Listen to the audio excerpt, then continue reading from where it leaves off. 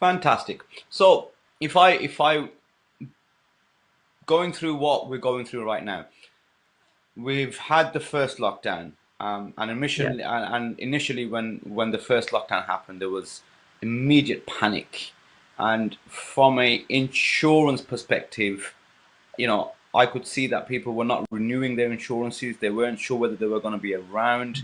yeah, New business completely stopped coming in because nobody was about to start a new business.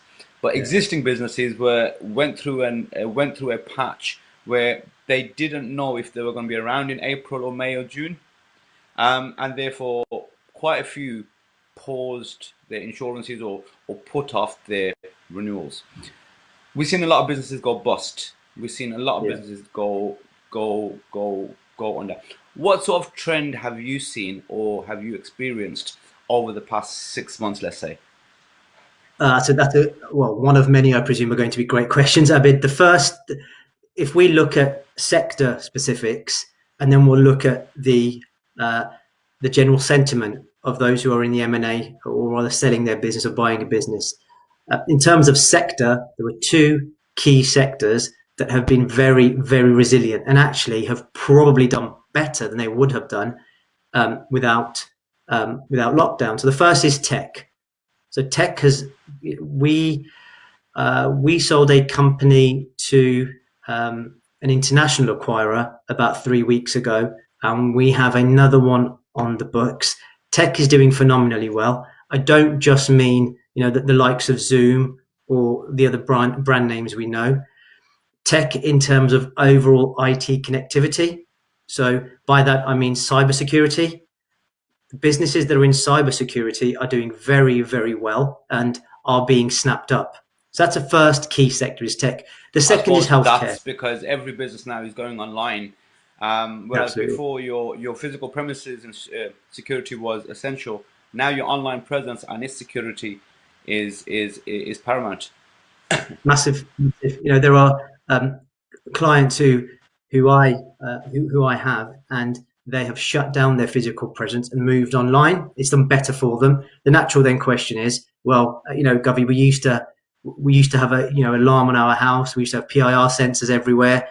Well, so how does that work? So that translates to cybersecurity, and those businesses are doing remarkably well. You've obviously got the online shopping experience that's doing very well, and the second key sector is healthcare, and a subset of that is wellness. People have now become um, very focused on their mental well-being as well as their physical well-being. So you've got, and I'm not by any means advocating any of that, but you've got CBD. So CBD businesses, they are doing very, very well because uh, there's commentary about it being good for your anxiety. Again, I'm not a medical practitioner, so please don't take that away. But those sorts of businesses where people are doing medical wellness and physical wellness. So you've got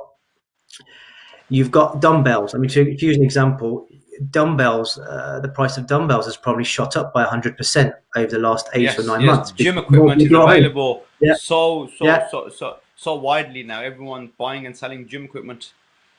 yeah, from home. So you've got two key sectors: tech and healthcare.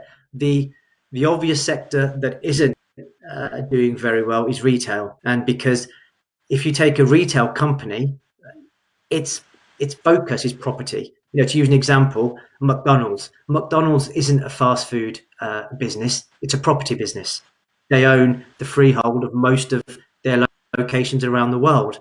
And Ray Kroc saw that, years and years ago, and the fast food is ancillary to its property holding. So if you take that back to retail, the majority of it is based, and we know where that is. Equally, you've got footfall. So footfall's reduced.